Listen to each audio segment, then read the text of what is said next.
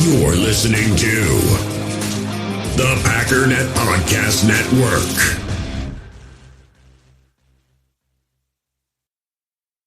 This episode is brought to you by our good friends at NFL Sunday Ticket on YouTube TV. I'm sure by now you've all gotten back into your Sunday routines, but they could be even better. With NFL Sunday Ticket and YouTube TV, you get the most live NFL games all in one place, every game, every Sunday.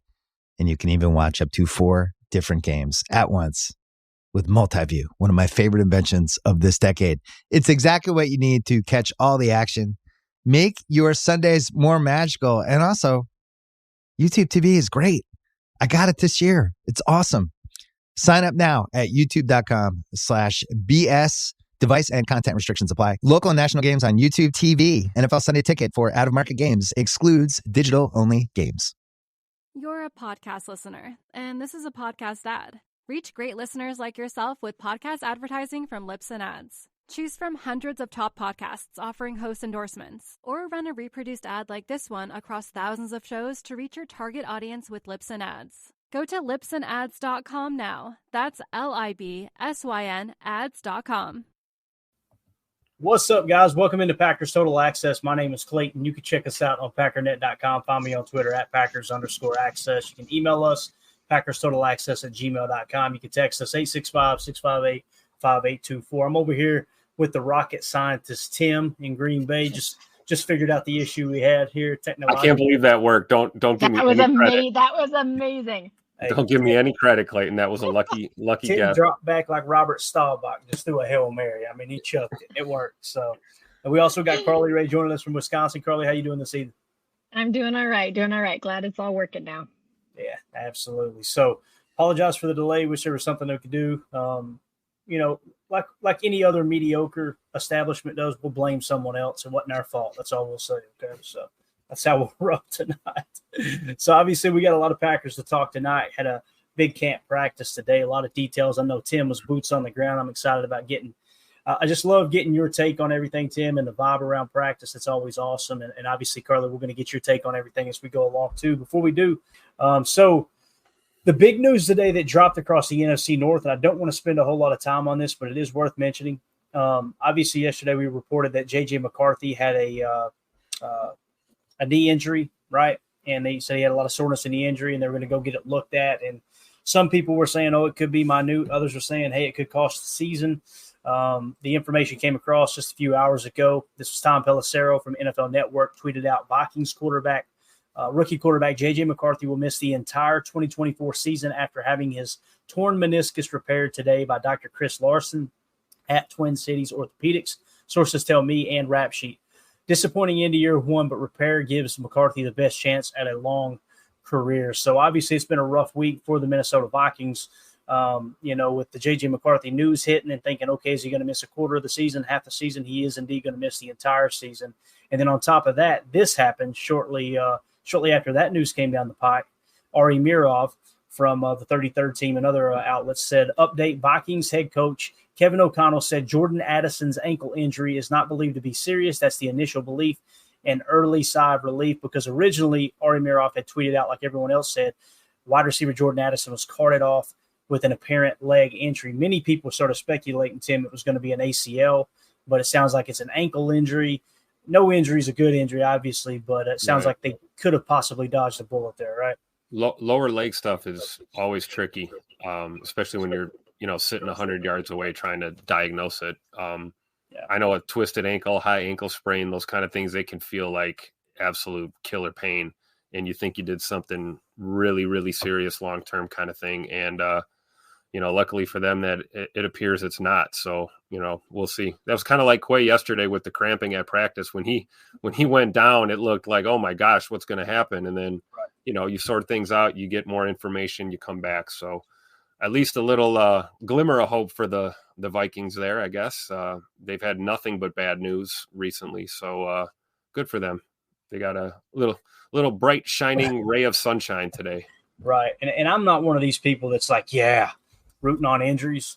I want the teams to be healthy. I want them to be at their best so we have more bragging rights. You know what I'm saying? Like, Yep. I want to beat a team at their best. I don't want it to be the only reason you beat us was this reason, right? But I know when you have injuries like this occur, Carly, it's one of the reasons why people hold off on their fantasy drafts, right, in their fantasy leagues. Yes. So there's a lot of people probably going to lay back on Jordan Addison just a touch. And I know you're heading up our PTA Patreon Fantasy Football League here.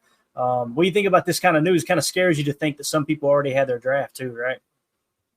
Yeah, but yes, it does. But it's also, I think, really funny because I did the worst job ever drafting last year. My first pick, I picked Travis Kelce, and then my second, I picked Aaron Rodgers. And we know how the Aaron Rodgers pick turned out. So, and then I came back to do okay. So you know what? Yeah, I'm really glad we've waited because there is definitely, I know there's some people that would have probably picked up JJ McCarthy pretty high, but injuries can happen at any point in the season, and so I'm just glad that it's happened now. Yeah, definitely.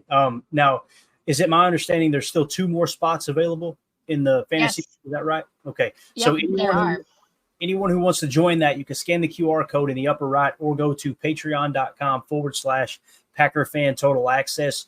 As long as you're a member of one of the 3 tiers in there, you can enter yourself into that fantasy football league. It's going to fill up fast. So I can only, the thing that scares me here is 3 or 4 people hop in there at the same time and not 1 or 2 of them not get in, so it is first come, first serve, but I know it will fill up.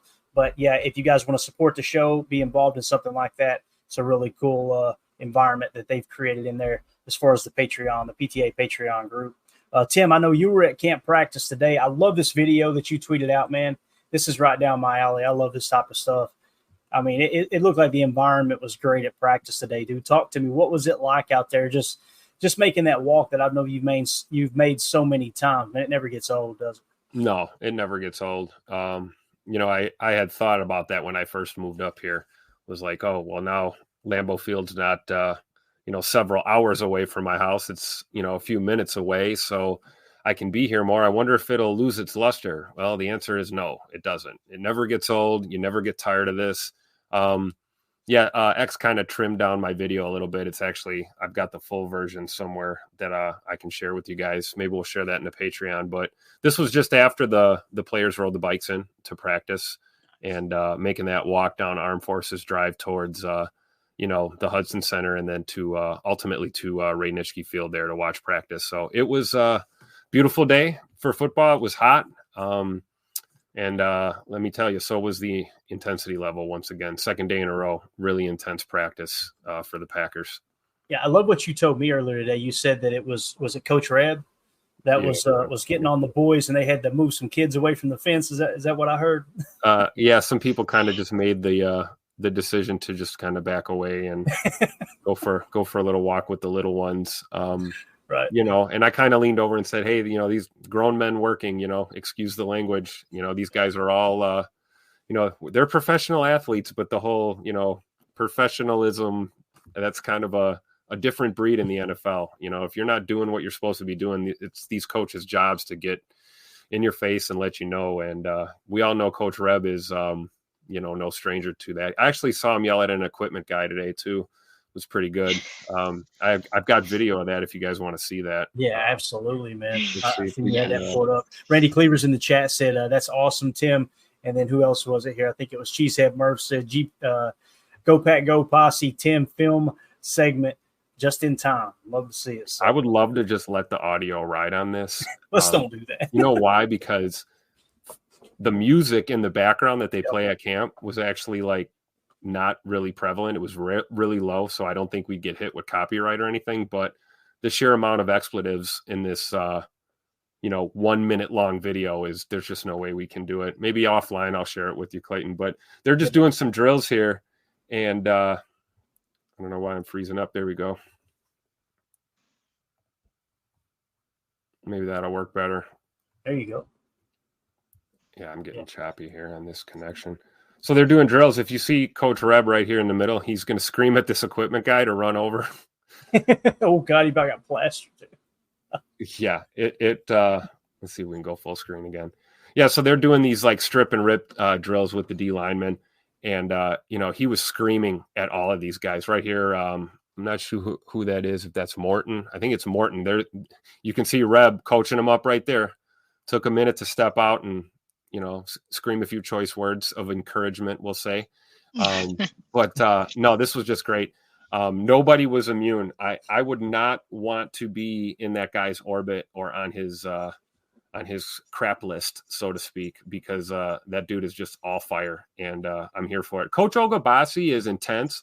You see him just to the right of Reb there in the video, but there's nothing like seeing Coach Rebrovich lay into somebody during practice. It's amazing, and the guys were intense today. It was an intense practice, and we're going to see more of that as we round out training camp here, and guys are fighting for their spots. Yeah, definitely. And listen, man, things get heated out there on the practice field. I know 2-0 for this pointed out. A Cowboys player shoved a Rams staffer today in their joint practice. These joint practices, man, the coaches hold them in such high regard. But I'm telling you, it is a powder keg waiting to explode. I mean, you get all of these guys, they've been hitting their teammates now for a couple of weeks, and you see different colors on the other side of that line of scrimmage, and it's just, man, let's get hot-headed out there. That's typically what happens, but never going to try to justify a staffer or an intern getting pushed. Right. But I can only imagine. I'm sure it wasn't just, hey, let me go up and shove this dude.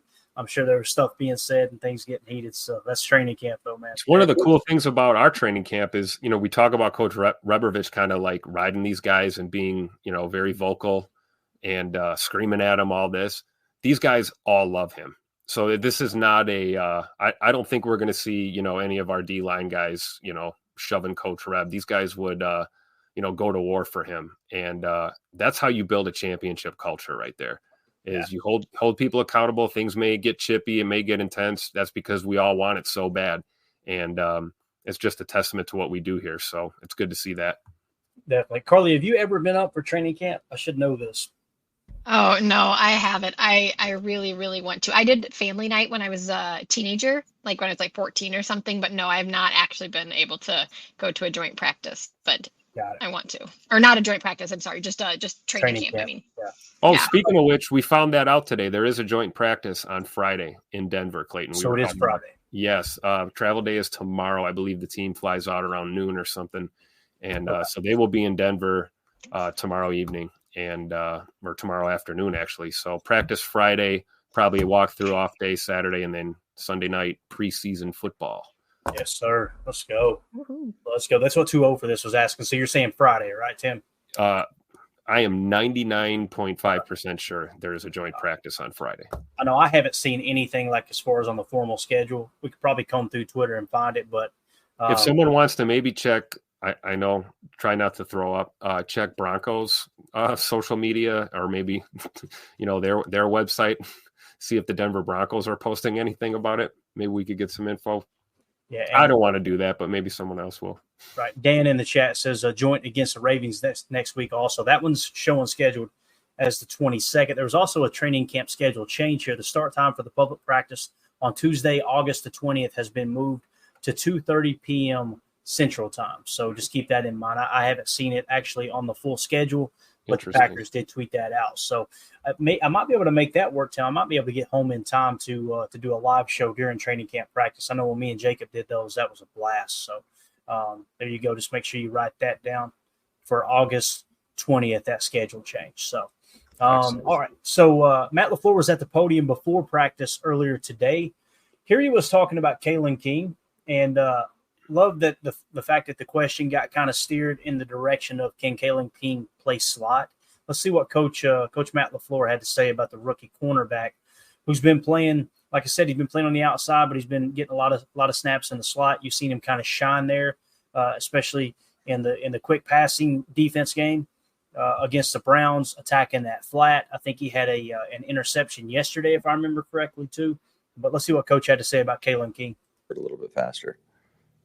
Matt, Kalen King had a big tackle in the game last week, and then he had, I think, a sack and a pick yesterday. What's made him acclimate to the NFL quickly and be able to make some of those plays? Yeah, he's just really instinctive. He's a really good football player, and the more opportunities he gets, the more he seems to show up and make plays. He's kind of a natural in the slot, you think? Yeah, I think he's got that ability, no doubt about it. That's why we're playing him there. a little bit faster. He's so edgy this year, boys. I love it. Dude, I hit it on the head, man. I've been calling him Tupac LaFleur for like 10 months. And he's proving me right every day. There it is. What's up, Pac? Tupac LaFleur in the house. Let's go. He is done with the nonsense, and I love it, man. But back to Kalen King, do you think he can play slot? I mean, he seems pretty confident, and really his natural ability, that is Kalen King's kind of strength, right? Is playing that physical style of cornerback, not necessarily your ball hawking corner or your Jair Alexander type corner, but one of those guys that really is what you need in the slot, man. And Keyshawn it looked to me like he had another rough day today at training camp.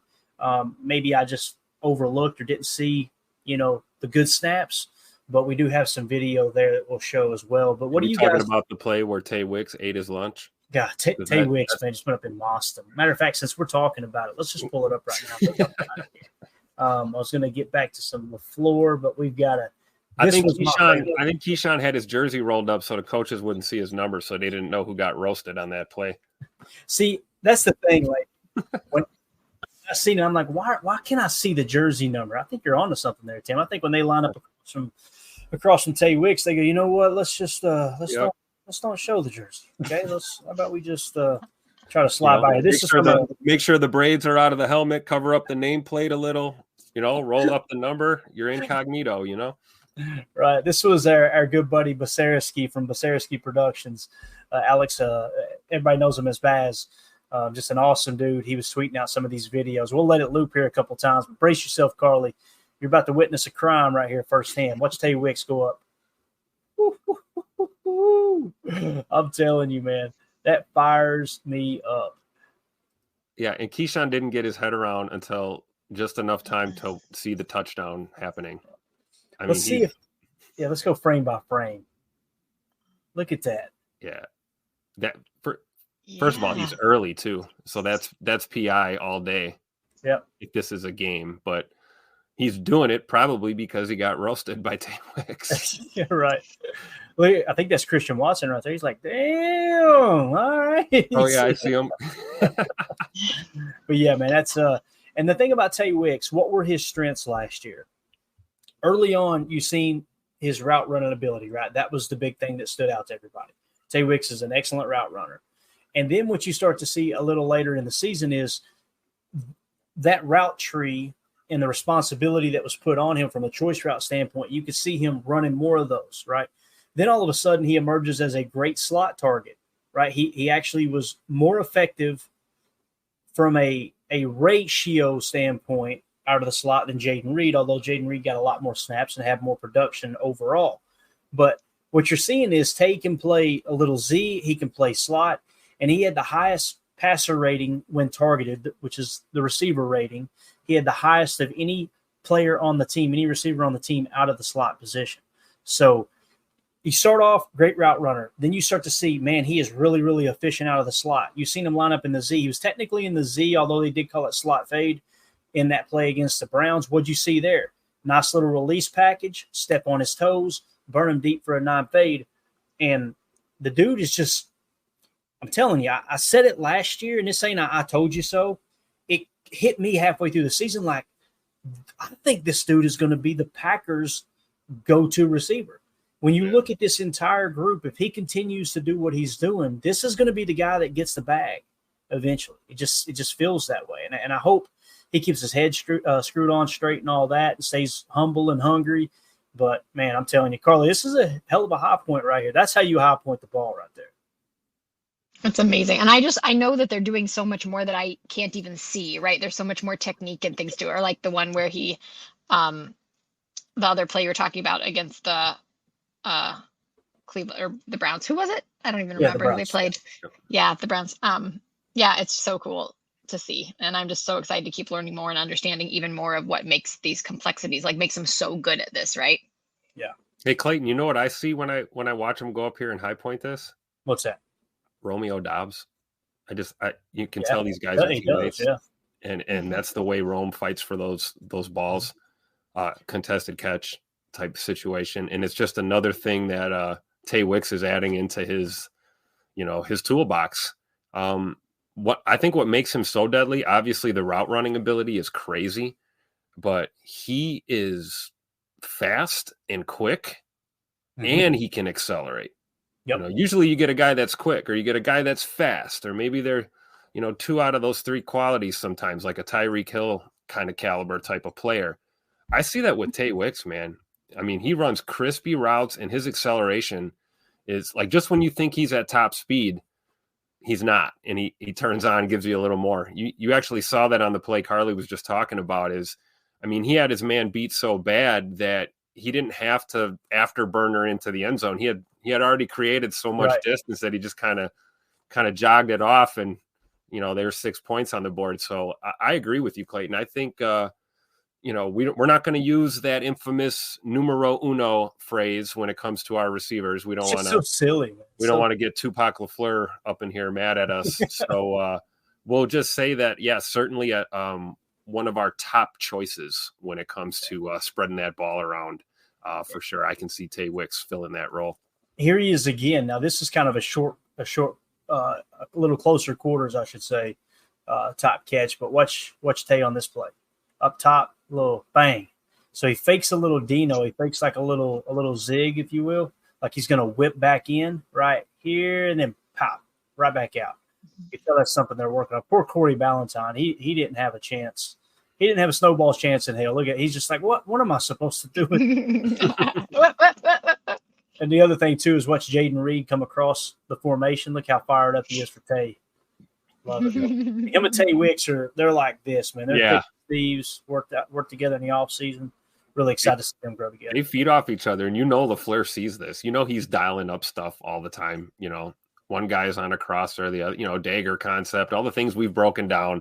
You get those 2 guys on. I don't care what the personnel grouping is. If you got Wicks and Reed on the field at the same time, you're going to be dynamic in the pass game. And what's interesting is we're starting to see, Tay Wicks emerge here. Here's a great example as more of a red zone threat as well. We think of him on drives. We think of him on the deep routes or, slants, things like that, like we saw last year. But I think he's really becoming a legit presence in the red zone, which is great considering we already have, Rome and, a lot of other, Tucker Kraft, Musgrave, our tight ends, those come to mind as, big red zone targets. And here's another receiver to add to the list of reasons why we're going to be dangerous inside the 20 this year. Yeah. And the thing, too, is he looks so comfortable catching. Watch how quickly he snaps his head after he catches the ball. He's just really comfortable catching the football. You know what I'm saying? Like you could just tell it's not too big for him. I love it. You mentioned Romeo Doubs just a second ago, and very similar to that high point. Of course, this is where Dobby makes his hay right here, man. Look at this throw and catch to Romeo Doubs. We've seen this 1,000 times already. Him on the upper part of your screen, watch him back shoulder, late hands. You see how late his hands Dude, is that Keyshawn again? Yes. That's Keyshawn again. No, that's Valentine. Oh, that is? Okay. Yeah, I'm pretty sure it's Valentine. Yeah, we don't want to pile on too much, but I'm with you. I wouldn't have been surprised. But look at look how late his hands are. Watch his hands. Watch how late he is to try to catch the football. It's so important because the corner's reading his hands. Unbelievable. Yep. He knows that. Yeah. You know what else I've noticed too? He doesn't look down. In his rookie year, he used to look down to watch his feet placement on those. Now he trusts it, man. He knows where he is on that field. It's a pretty nice great observation. Pretty nice ball from J Love too. I mean, oh yeah, bang, kind of the money. J Money, number 10. He only throws dimes. All right, so there's the Dobbs connection again. That came over from our buddy Baz here on got an awesome YouTube channel. Great follow on Twitter. Make sure you'll give him a follow for sure. So Coach LaFleur, before practice, was also asked about who called the offensive plays last week in Cleveland, right? And let's hear what his answer was. And the thing I respect the most about Coach LaFleur, he talked about this when Nathaniel Hackett was the OC. And when Nathaniel Hackett got the head coaching job, which feels like it was a lifetime ago now, when he got the head coaching job in Denver, and I think it was Luke Getsy got hired away or whatever, Matt LaFleur made a comment about, hey, listen, all of you guys are going to be head coaches before long.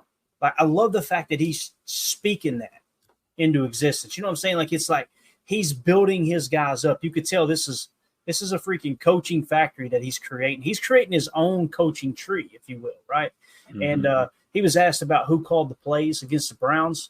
And now here he also goes a little more in depth that it might be other people calling too. Check it out.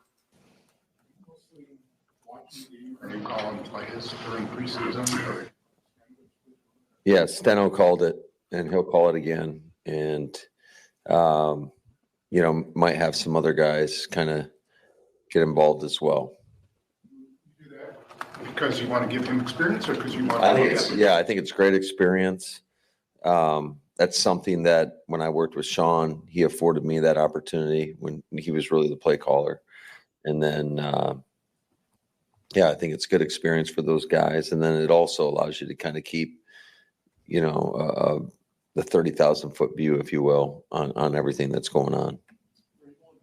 I love what he said there too, that Sean, talking about Sean McVay when he was with the Rams and other stops too, I'm sure, how he allowed Matt to call the plays in those preseason situations. And he's getting his assistant coaches started the same exact way. That's that foundational relationship like you're talking about. Absolutely. They established that probably in Washington when they were what were they called? The Piss Boys. Him and right. Him and McDaniel, and you had McVay, you had LaFleur, you had Shanahan. And then you fast forward, they're on the same staff. What a cool little piece of information there from Coach LaFleur about, Sean McVay letting him dial up a few. I mean, I wonder if that's why we know Matt LaFleur is the play calling guru that he is now, is because someone gave him a shot to do that. So it's cool to see him passing that along to his staff now. Yeah, definitely. The thing that sticks out to me there too, and we talked about it, I think it was last year or the year before, when people were going, man, I'm so excited to see this 49er style of offense. And I'm going, pump your brakes. Like this is going to be the Sean McVay offense. This is not going to be the Kyle Shanahan offense. And everyone likes to try to vaguely put them all together. The terminology is very similar, if not exactly the same. There's all the same passing concepts are in there. But as far as personnel, Sean McVay loves to lean on 12 as opposed to 21, mainly because he doesn't have a Kyle Juszczyk. I guarantee you, if Kyle Shanahan didn't have Kyle Juszczyk on his team this entire time, he'd be in 12 instead of 21, right? And also McVay was his hand was kind of forced to go to 11 personnel over 12 more often than not, because he had such a deep receiving core that he looked over and he said he's seen Cooper Kupp sitting on the sideline. He said, what the hell am I doing? Why is one of my best players on the sideline? Because I'm so hell-bent on, hey, let me be in 12 personnel, as opposed to let's put the best 11 out there. And it's kind of where I feel the Packers are right now. Although Tucker Kraft, man, I'm telling you, dude, I believe now more than ever Tucker Kraft's going to end up being our number one tight end. Oh no, don't let LaFleur hear that. I did it myself. When I say number one tight end is different. Tight end, that's different. Yeah, just don't talk about the receiver room that way. I feel like Tucker Kraft. No. I feel like Tucker Kraft can block better than Musgrave, right? Yeah. And of course, most of the time you're going to be in 11 personnel. There's only going to be one tight end on the field. That's what I mean by that. Go ahead, Carly. I'm sorry. No, it's fine. I would say with that number one thing, I think the thing that I think about as far as the receivers go is when we talk about, if the game's on the line, think player, not play. Mm-hmm. I think that's really what they're wondering. Like, who's going to be that guy when you just have to make something happen? Who are you going to? And I love that we have 4 receivers that I could legitimately see all of them being that guy. Yeah, and that gets really exciting, because now what you can do is you can look up and go, okay, who does what the best? And then you cross-train those guys. And if you can get someone who, like the other day, a perfect example like we talked about, you put Musgrave all the way out on the boundary, not the boundary, but on the wide side, the field side against the sideline, and then you put Tay Wicks in between him and Jaden Reed. What did we talk about? Speed to 3, speed to 3, speed to 3. That's the new go-to with these trip sets in the NFL. What I mean by speed to 3, you got 3 targets on one side of the field. Count from the outside in. That's your number 1. There's your number 2. There's your number 3. You want to put the speedy guy in the number 3 spot. Well, Tay Wicks isn't known for his speed. It's probably one of the reasons why he dropped in the draft as much as he did. So speed to 3. You got Romeo Doubs in that boundary X. He can play that ISO game like we just seen with the late hands. He's your contested catch guy. Not that these other guys can't do it, but he's the go-to contested catch guy right now for the Packers. There's your boundary X, speed to 3, route running in the 2, And then obviously in the 1, you've got this big body tight end that, hey, if they decide to march a linebacker out there on him, Musgrave's going to eat their lunch like a receiver would. He's that athletic. But they put a corner on him. So now the matchup becomes, okay, if it's single high middle field close, let's hit that 9 fade. If it's too high, 2-man under, guess what we'll do? We'll manipulate with our eyes, and we'll go with Jaden Reed on the crosser. Instead, what happened was the safety in single high breaks down, draws a double coverage of Jaden Reed because of the speed to 3, and you got Tay Wicks running butt naked through the trailer park. Like it's Matt LaFleur, and I know he didn't call the play, but like Jordan Love said, slot fade, which is what they call that play, that's one of their base plays in their offense. And essentially what it is Haas concept. It's Haas concept, technical slot climb, right? X curl, and then you got a little leak from the tee. If everything goes awry, you got a little safety check down. You can dirt that ball if you need to. I love how they dialed it up. Wasn't it a 3rd down play? Wasn't it like 3rd and 6 or something? 3rd and 5? I want to say it was 3rd and 3. If I remember correctly, okay. I think Josh Jacobs got a 6-yard run, and then they might have lost a yard or 2. So, yeah, you're probably right. It was probably a 3rd and 5, Tim, somewhere around there, 3rd and 5, 3rd and 6. Something. So kind of that middle ground. Like, do you want to try and use deception and maybe sneak in a run again, catch them sleeping? Or I love the fact that we didn't have that conversation. There was clearly a call made right away. They dialed that up, and the rest is history. We're going to see that all year, guys. It's going to be fun. Yeah, for sure. All right, so other news that broke earlier today, back at practice, Carrington Valentine. So that was really exciting to see. You guys know, I got to stop saying this. People are tired of hearing me say it. I'm a Kentucky fan. I want Carrington Valentine to be excellent. I feel like he didn't play as well last year as some people would think he did. But I know this, the fact that he was in the lineup as often as he was, and he was a starting corner, that says a lot about a 7th-round pick. So it's good to see him out there. He brings a lot of juice to the defense, and that's something that's been kind of missing on the field since he's been banged up. I know that when he left the Kentucky Wildcats and went to the NFL, I remember Coach Stoops specifically saying at SEC Media Days this time last year, 3 or 4 weeks ago, he said, yeah, we lost our emotional leader on defense in Carrington. So, that's the kind of guy he is. He's just one of those good locker room, build you up type guys. So it's cool to see him back on the field here, man. That cornerback battle, it's going to get really interesting, guys. It's really interesting. So, you love to see him and Robert Rochelle, right? We were talking about him. There's some talent, man. There's depth all over both sides of the ball. Every single room on this team, there's depth, and Carrington's a great example of that, where we haven't seen him play his best football yet as a professional, but clearly the Packers believe that that's coming, and they're peppering him in. I think one of the reasons he played so much last year is because of that fact that they see him as a high ceiling guy. How can we get him acclimated quickly? Well, get him a lot of reps, throw him out there. And now in this system with Hafley, we got the DB Whisperer as our defensive coordinator. You got Derek Ansley here helping out. I'm looking for a lot of these young players to make a big shift in their approach to the game. Maybe we can talk about it a little later. I've got some footage on Jair doing some one-on-ones with Derek Ansley today, which is pretty cool to see. Heck yeah, man. Heck yeah. Coach Lynn asked, any Edgerrin Cooper yet? Not yet, Coach. And I think Ron down here, Ron said the same thing. No Cooper, Coach. I haven't seen him yet. It sounds like he's still out. They're going to play that safe. And again, Isaiah McDuffie, Eric Wilson, I feel like they've been playing pretty good. Tyron Hopper's been turning heads a little bit. So I think we're good there for sure. Andy A. Packenhouse says, I feel like we just have a bunch of dogs and they're going to get to play like dogs now. It sure feels like they're going to turn them loose. Yeah. 2-0 for this says Bowden and this roster are like Michael Scott and vasectomies. Snip, snap, snip, snap, snip. Do you know what kind of effects that many vasectomies have on a human being? So yeah, Bowden got cut again is what I'm hearing. So he got cut. Wait for the re-signing soon. Right. He got cut, then signed back, and now he's been cut again. You know that guy. I always think of Willie Mays Hayes on that movie Major League where he says, Poopy, I've been cut already. Remember when he wakes up outside of the camp fence in his pajamas to carry his bed out of the – I love it. Absolutely love it. John in the chat said, Dillard stonewalled Gary. I heard Brian Bulaga and Mark Tauscher talking about Dillard, and they feel like that's probably going to be your swing tackle. And they're a lot more confident in his ability to play left tackle than right tackle. That's something worth mentioning. I never really thought about the value being more so there, but it sounds like Dillard is probably the front runner for that swing tackle spot right now. We'll find out here in a couple of weeks for sure. Coach Lynn says if Carrington would have came out a year later, he would have been a third-round pick. Man, that wouldn't surprise me. Wouldn't surprise me at all. He's got a lot of spunk to his game, man. No doubt about it. So, all right, let's move it along here. And let's get into some of the practice details. That sound good? Yes. All right, here we go. Walkthrough starters. Again, take it with a grain of salt, but this is kind of it's important with the walkthrough snaps because they're trying to get, hey, look, let's get everybody acclimated to if this is our starting unit, here's how we're going to operate type thing.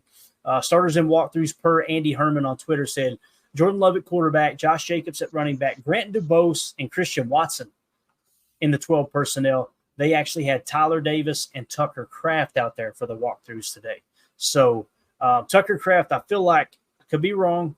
No one's told me this. This is just me reading the camp notes and just, kind of what I'm ciphering. It feels like Kraft is this close to becoming tight end one. On the offensive line, Rasheed Walker at left tackle, Elton Jenkins at left guard, Josh Myers at center, Sean Ryan at right guard, and Zach Tom at right tackle. Obviously, Jordan Morgan's still nursing that shoulder injury, trying to get back with the team drills and all that good stuff as well. So on the defensive side of the ball, they came out in a 4-3 look, obviously with the 12 personnel to match it. You had Rashawn Gary, TJ Slayton, Kenny Clark, Preston Smith. The big thing that's sticking out here to me, Tim and Carly, is TJ. In your base defense, your base 4-3, TJ Slayton's going out there with Kenny. If they're in nickel, it's Wyatt going out there with Kenny. That I think that's the right way to go. What do you guys and gals think about that right there? I agree. I'm all over it. TJ Slayton's been making a case for himself this year, and he's had a really decent camp so far. And I think you're probably right. You may have just predicted it. That may be the way they go into, certainly possibly into this week. I don't know how much the starters are going to play, if at all. But I think when we go week one against Philly, that's very realistic. Your base, you got TJ out there. You go to the nickel. You want Devontae Wyatt because Devontae Wyatt has been balling too. He's having himself a camp. And, I like guys. He's a get off the bus guy too, like we talk about. Devontae Wyatt's one of them dudes. And he takes it serious. And you can really see it too with that group.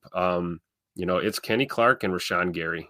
And then your third big leader, obviously Preston Smith. But, Rashawn and Kenny Clark are the generals. So they're getting these younger guys. They're coming along. I think Slayton was a little slow on his development, but he's getting there now. And Devontae Wyatt, we haven't seen the best from him yet. I think he's going to continue to get better. And I think we've seen the best version of LVN so far in his young career. I'm excited to watch him out in Denver. I think he's just going to come out. I think he's going to play a lot of snaps, and he's going to just be an absolute dog. It was my understanding. I can't remember who said it, but I thought they said that LaFleur was planning on not playing the starters in this game because of the joint practice, and they're going to treat that like the preseason game, which I really like. So, linebacker, they had Isaiah McDuffie, Quay Walker as the Mike, and Eric Wilson. At corner, you had Eric Stokes, Jair Alexander, no surprise there. And then there you are again, Javon Bullard and Xavier McKinney as your starting safeties. Carly, you got anything to add? Question? Oh, yeah, I do have a question, actually. So I understand what you're saying about Slayton with Kenny in the 4-3 and then Devontae Wyatt when you're in the nickel. But I'm going to admit I don't understand why. I'm not making the connection of why you're switching out those people for those particular formations. So the reason being is when you're in your base 4-3, you're matching the opponent either being in a 12 personnel or a 21. And what that means is one running back, two tight ends, or two running backs, one tight end. 49ers are the team that predominantly runs 21 personnel. So when they come out in a 12 or a 21 set, there's only two wide receivers on the field. So you stay in your base formation, which is our base 4-3. So if you're in your base 4-3, they're probably more likely to run out of a 21 or a 12. And TJ Slayton is that big body run stuffer as opposed to Devontae. The only negative thing to Devontae Wyatt's game so far in his young career is his ability to play the run. He gets to the quarterback like a madman. So you'll put him in place of TJ Slayton when we go to our nickel 4-2-5 when the opponents go to their 11 personnel, 3 wide receiver set. So what will happen is one linebacker will come off the field. In this case, it would probably be Eric Wilson would come off the field. Isaiah McDuffie and Quay would stay on. You would take Eric Wilson off the field and bring in a cornerback, which would most likely be Keyshawn Nixon, okay, just to keep things simple right now. There's your nickel back. And then TJ Slayton will come off the field. You bring in Devontae Wyatt because chances are if they go to 11 personnel, teams are in 11 personnel a lot more often nowadays than they were 10 years ago. But if they come out in 11 personnel, there's a good chance they're going to pass. Now you've got a pass rushing specialist at the interior defensive line as opposed to TJ Slayton, who's more of a run stuffer. Does that make sense, Crowley? Total sense. That makes complete sense. Thank you so much. Crystal clear now. Perfect explanation of that. That was great. And I'll add one little thing to the end there.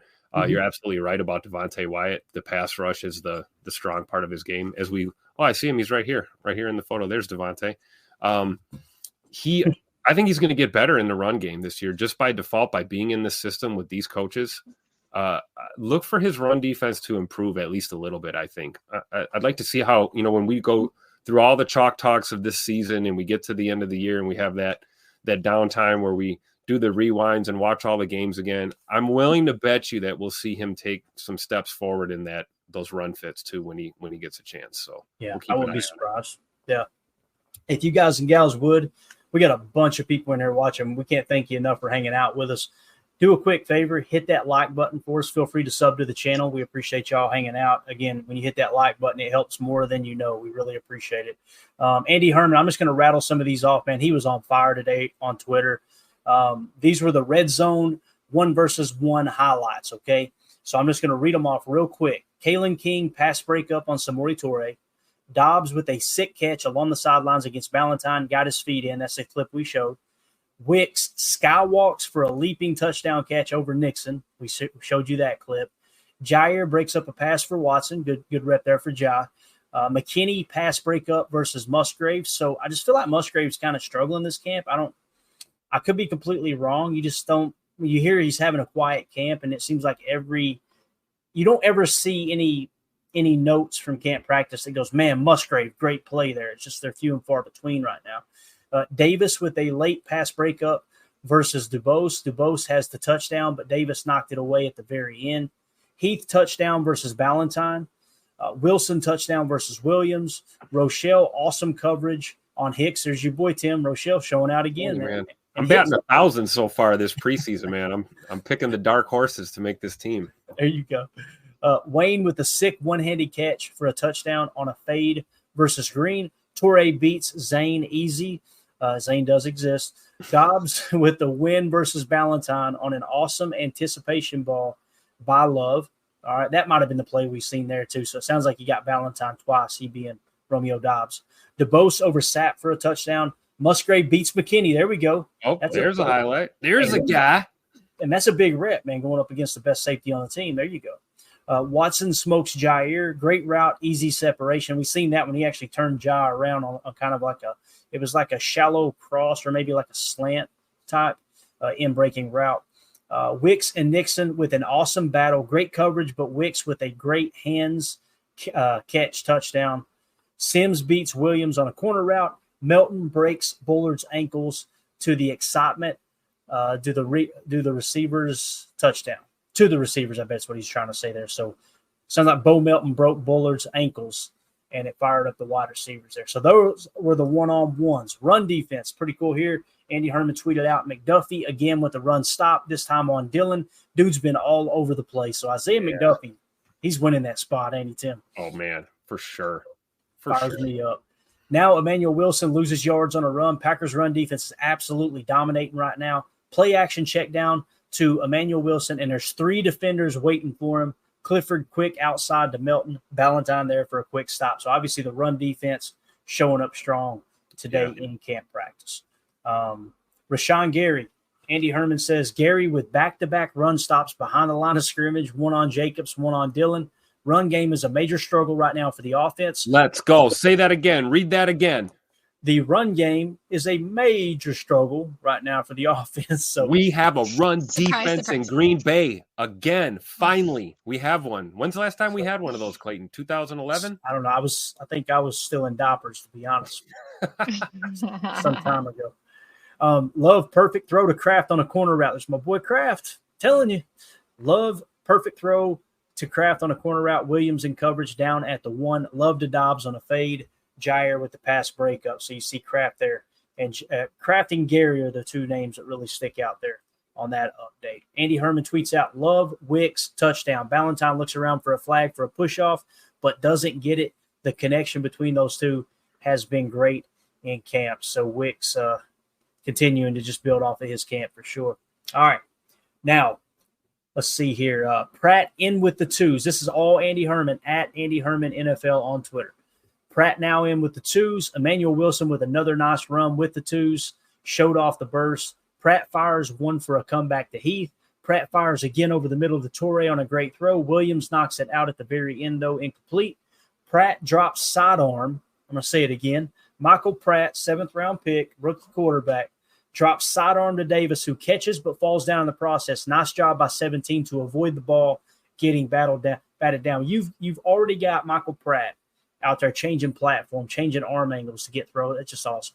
Pratt with a dime deep down the right sidelines. King was in good coverage, and it was a contested play, but one Melton needs to find a way to come down with. Really nice stretch of play from Pratt. So it seems like every day that goes by, and Tim, Carly, whoever wants to comment on it, Michael Pratt just continues to get better, man. Pretty exciting stuff. So I put a tweet out earlier. I was like, did we just find another quarterback, Jim? Yeah. Listen, I know we're talking practice, as Allen Iverson once said, but it's hard not to get excited about what he's doing. Yeah. About what everyone on this team is doing. Yeah. I'm not going to apologize for being confident and excited to be a fan of this team. My first words were "Go Pack, go." I've been a fan my whole life. This is the type of year that, all of us in the fan base, old, young, longtime fans, new fans, whatever, like this, the whole vibe around this team right now is championship mentality, championship execution. I'm not going to be negative. I'm not going to do that anymore. The whole reason we gutted this organization with personnel and coaching staff is because we're not doing the same anymore. So I'm okay with I'll believe it when I see it opinion. I get it. You're going to see it. I'm telling you, it's coming. Yeah. So put your seatbelts on and get ready for a hell of a ride this year. Definitely. Andy Herman. Love gets TJ Slayton to jump with a hard count, takes a shot over the middle, knowing he has a free play. McDuffie skies to tip the ball, and it falls perfectly for Quay for the pick. Next play, Love gets immediately pressured by Smith, throws one up for Musgrave, and it looks like it's going to be complete, but Jair breaks on it and makes the beautiful pick along the sideline. So Jair starting to show out there. McDuffie keeps flashing in these updates from Andy Herman as well. So big thing is sticking out is McDuffie to me right now on defense. Like they sound like that dude has it locked in as long as Edgerrin Cooper's banged up anyway. If Edgerrin Cooper comes back, he could take that spot from him in the nickel as far as that inside linebacker position goes. But right now it looks like McDuffie's winning that battle. Pretty cool. All right, next we got – this is the good stuff. This is what we refer to down here in Tennessee as the meat and taters, okay? Andy Herman said 2-minute drill, 140 left, 0 timeouts, 1st and 10, ball on the 35, down by 7. And this is the number 1 offense versus the number 1 defense, okay? Once again, 1 minute and 40 seconds left, no timeouts, 1st and 10, ball on your own 35, down by 7. Love complete to Dobbs, short, clock ticks. Love complete to Jacob, short, 1st down, clock ticks. Love completes to Jacob, who makes a one-handed catch along the sideline, gain of 7, out of bounds. 1:01 left. Love to Musgrave on a corner route, complete and out of bounds. He beat McDuffie, so there's the first negative mark for McDuffie on the day. 1st down, ball on the opposing 35, 56 seconds left. Incomplete to Jacobs. Love to Watson for 10, 1st down, clock ticks. Incomplete to Watson. Ballantyne in coverage. May have had some contact. Love to Musgrave short, clock ticks.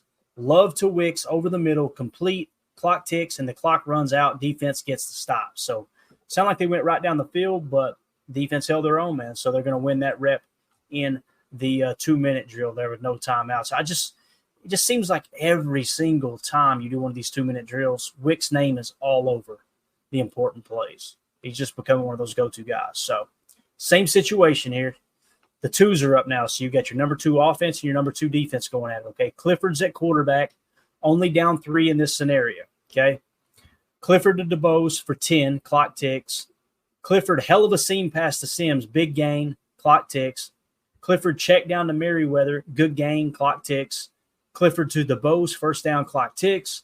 Clifford almost sacked by Mosby, gets it off incomplete. 27 seconds left, 2nd and 10, ball at the opposing 12. So he went right down the field. Torrey comes up with the catch, but out of bounds to the right of the end zone. Christian Young sack, clock ticks. Tim, we've heard Christian Young a lot last couple of days, haven't we, man? We sure have. We've been and Samari Toure as well the last couple of days. He's I don't think anyone thinks he's going to make this team this year. But he's certainly somebody that's he's not going down without a fight. But yeah, Christian Young for sure, man. That's kind of out of nowhere, right? Really exciting. Yep. So it says special teams runs on to try and get a field goal off. Travis Glover didn't get off the field, likely too many men. Joseph misses, but the uprights were still moving as they tried to get it back on the field. Not sure how to count that one. But defense, now that's a drill for the kickers, right? Moving goalposts. There you go. It's funny you mentioned that because here's the kicking battle for the day, okay? Oh boy. Joseph goes 1 for 3. He's 3 for 6 on the day. Carlson went 2 for 3. He's 4 for 6 on the day. So let me do this the easier way. Joseph on the day went 3 for 6. Carlson went 4 for 6. So the totals for camp now, Greg Joseph drops down to 83.3%. He's hit 50 of 60 kicks. Anders Carlson is still sitting at is now sitting at 48 of 60. He's at 80%.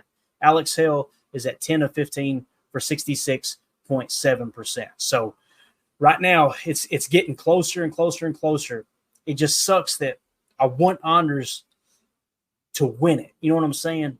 The only way I'm coming out of this kicking battle feeling worse, Tim, is if Greg Joseph starts to play a little worse and Anders passes him that way. You know what I'm saying? I want Anders to just take this freaking job, man. But I'm going to ask you every episode. You're going to tell me the same thing. Who's your kicker right now, Tim?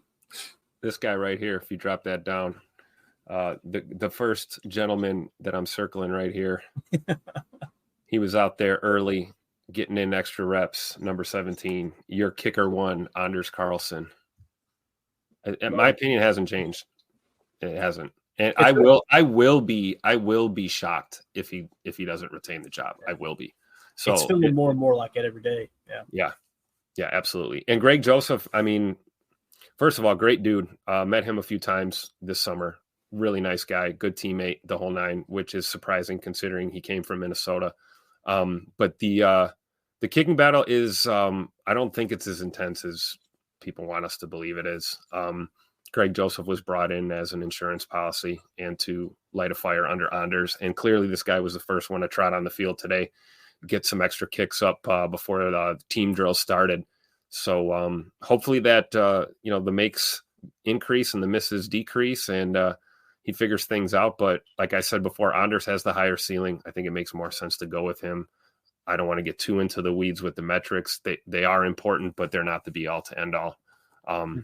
At camp. So it's all going to come down to who they feel is the best foot forward for the team. Pun intended. There you go. All right, we're at the 52-minute mark. Let's get ready to wrap this big bear up. Anything else? I think Carly had to step away. Carly, if you are there, you just speak. But anything else you want to hit on before we wrap up here? We were there was a pretty good discussion going on in the chat going back to the Michael Pratt versus Clifford and whether Clifford would clear waivers if they kept Pratt and like keeping Clifford on the practice squad. And I would, just want to hear your thoughts on that. Yeah. Who was it that said that?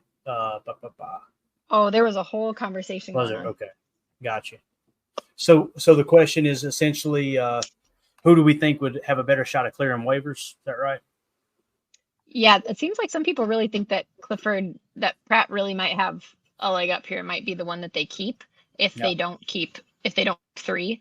And then that Clifford would be the one that would be most likely to clear waivers because there's no way Pratt would. But I feel like with the situation that the NFL is in with JJ McCarthy, with his injury and stuff, like I just feel like there's so few quarterbacks that could even go in as a second. Like I don't think he'd clear waivers. I think a team would pick him up. But yeah, just wondering what you guys would think. Yeah, I think they'll carry 3. That's kind of what I'm leaning towards. But if you're asking me who I would rather keep, if I had to choose between the two, it's Michael Pratt, hands down. I mean, it's just and what sucks about that is Sean Clifford will be the better backup quarterback. And people are going, Clayton, what are you smoking? That makes no sense. Why are you saying you keep one but the other be a better backup quarterback? Sean Clifford has a more established working friendship with Jordan Love. He knows what it's like to prepare as the backup, which essentially your top priority is to be the personal assistant to the starting quarterback. And you got that kind of that camaraderie. If you decide to keep 2 and you put Clifford on the practice squad, he's still in the room, right? Yeah. He's still going to be there in the quarterback room and kind of helping. It's just he won't be out there, obviously, on game day. So for me personally, I would rather keep Pratt, but if it came down to Sean Clifford getting signed off waivers, I do think that'd be a little bit of a hit just from that preparation standpoint. Does that make sense, Tim? Do you agree with that? Disagree? Absolutely. With that? I don't want to see Sean Clifford backing up, Bradford in Minnesota, right? Yeah. So, or Darnold, yeah. Or Darnold. Darnold. Yeah. So, I think it's a true statement. I think Pratt's going to get snatched up if he goes to the practice squad. I think Clifford will get snatched up as well. And you're right. Being able to prepare to be a backup, that is a job. And then, everything that you just said, Clayton, is true, including staying ready to play. Because at any moment, you're going to have to put the tablet down and put your helmet on and go out there and play football. So it's a big part of it too. And when you're a rookie quarterback in the NFL, just trying to figure out the playbook and the system and the game speed and all these things, and you spent the bulk of your college career as a starter, what do you know about being a backup at all at any level at this point? So I agree with the sentiment that it makes the decision tough. And I do think there is a chance that they hang on to all 3 just to protect them and keep that quarterback room intact. Yeah. And again, I could see him keeping 2. I could see him keeping 3. I understand what Joseph's saying here too. Joseph in the chat said the math and cuts to 53 will not allow us to keep 3, in his honest opinion.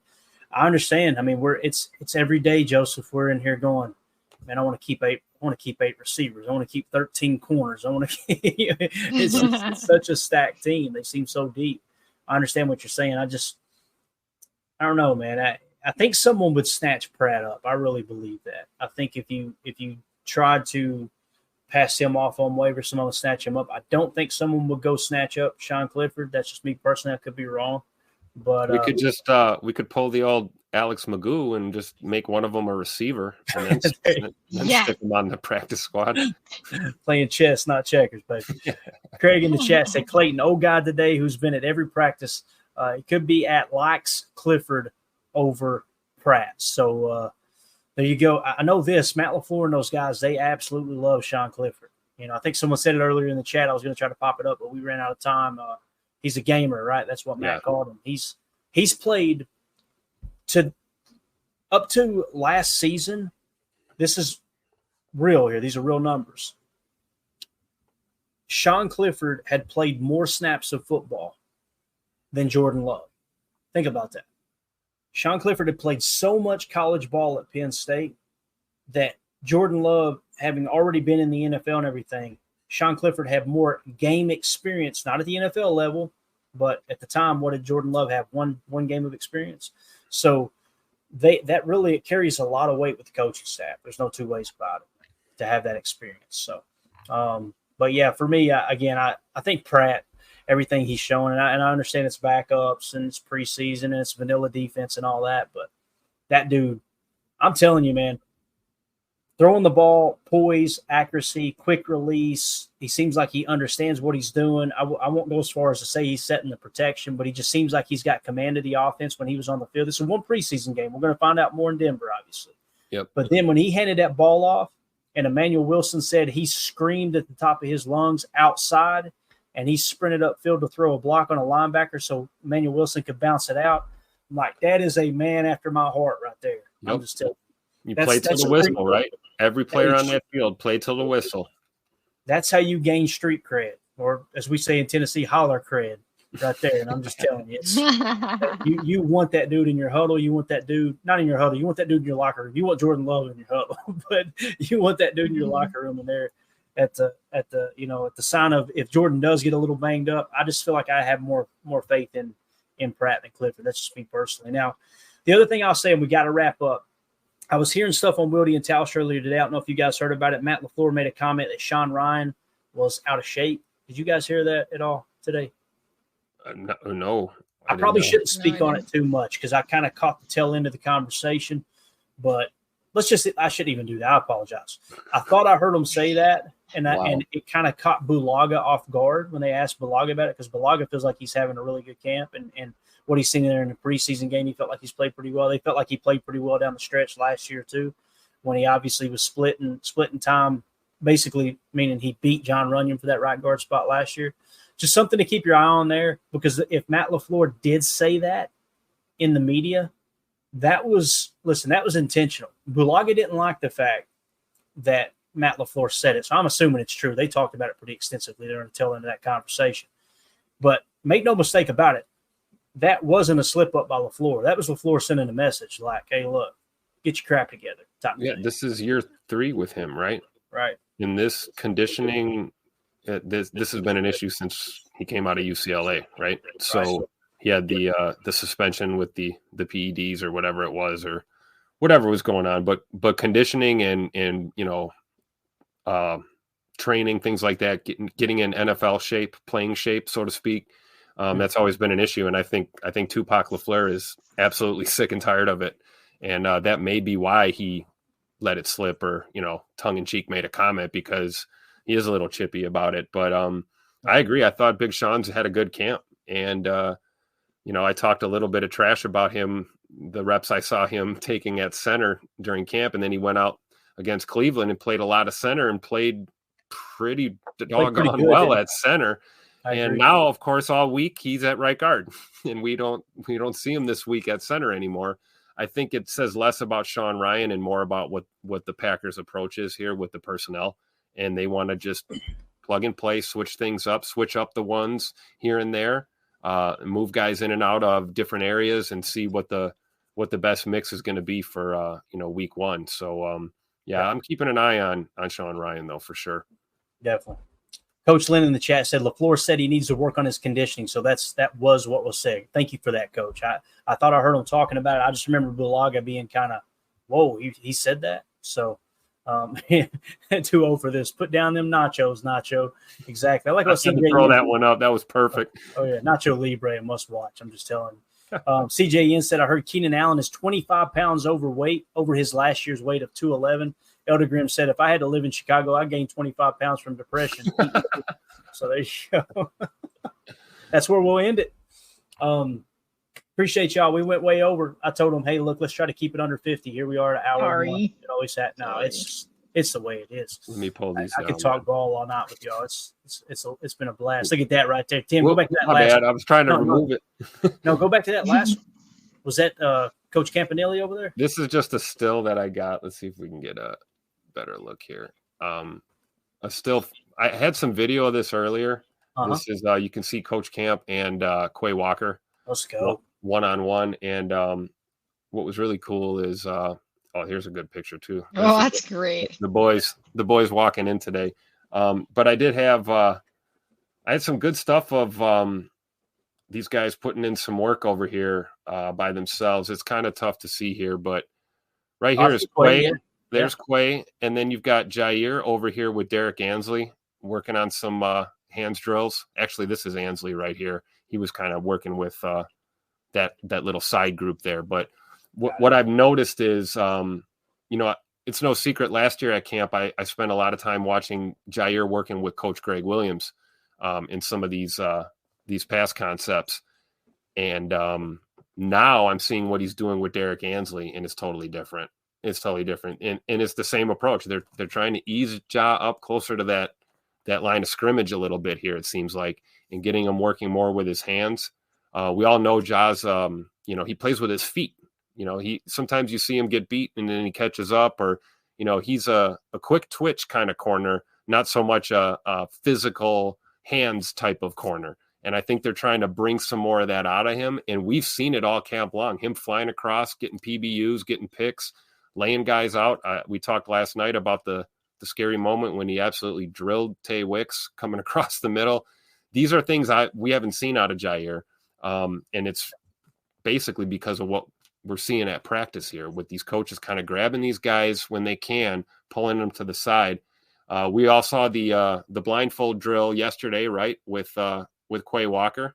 Well, today Coach Camp had Quay laying on his back with his hands at his side and was throwing footballs at him, and he was catching balls from the ground. So they are, training it builds muscle memory and repetition. It's true. The more you do this stuff, it becomes part of how you go out there every Sunday, and you don't have to think about it. You just read, react, and execute. And that's what we need our defense to do. So it's just cool to see that in action today. Absolutely. Everybody bragging about your camera work here. AFM in the house. Then AFM asked, Tim, do you do weddings? So. Do I do weddings with my here's the camera, guys. There's the camera. That's it.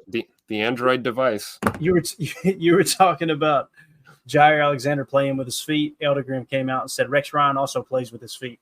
For those of you who don't know what that means, just Google Rex Ryan. Yeah. But it's okay. Just such a strange human being. But anyway, we're out of here. Appreciate it. That's a hell of a way to end it. This show sucks. Okay. So, Tim, when you get a chance, just help me out over there, man. I greatly appreciate it. Oh, man, there's so many things going on. Oh, here it is. For those of you listening on the pod, thank you for making us a part of your day. As always, let's go out and be the change we want to see in the world. Go Pack, go. Go Pack.